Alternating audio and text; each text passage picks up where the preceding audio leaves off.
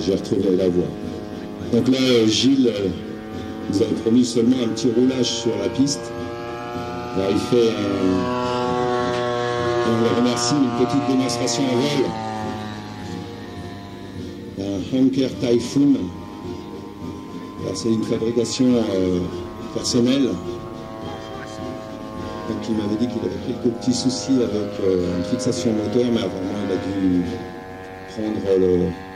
faire le nécessaire ou vérifier que ça ne lui posera pas de problème. Donc une machine en aéromodélisme assez peu ou voire pas représentée, en tout cas à cette échelle-là. On en a vu quelques-uns plus petits, Brian Taylor, etc. Mais là vous avez quand même une machine exceptionnelle, équipée de ces 8 roquettes qui faisaient office d'ouvre-boîte sur les blindés allemands en Normandie.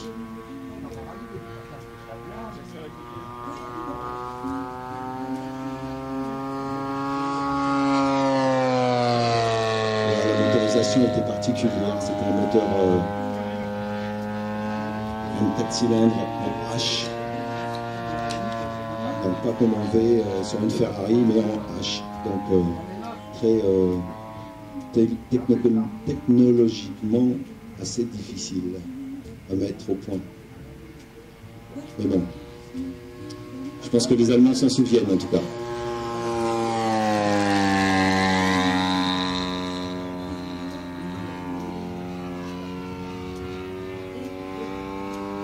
Alors, il y avait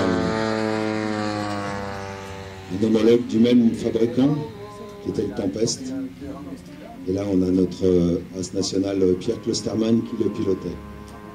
Il l'avait appelé le Grand Charles. Mais là, nous avons bien un Hunker Typhoon.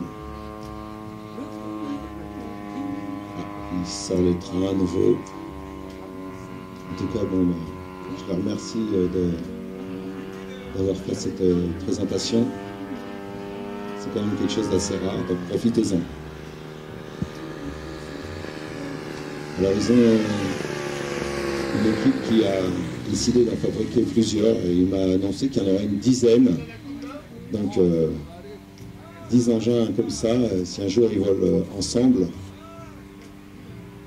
il faudra prévoir mettre des casques parce que ça va déménager.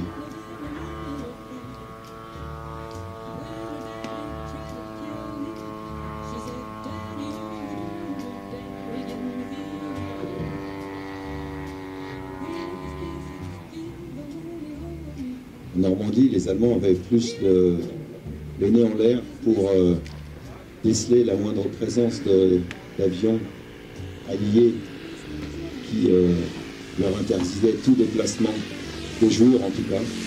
Et le Typhoon était un de ces maîtres d'œuvre de cette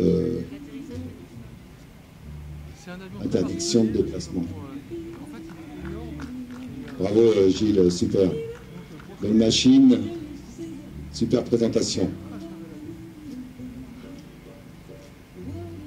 Donc là, il a encore les bandes du débarquement, mais uniquement sous les ailes et sous le fuselage, ce qui lui donne une utilisation après juillet 44.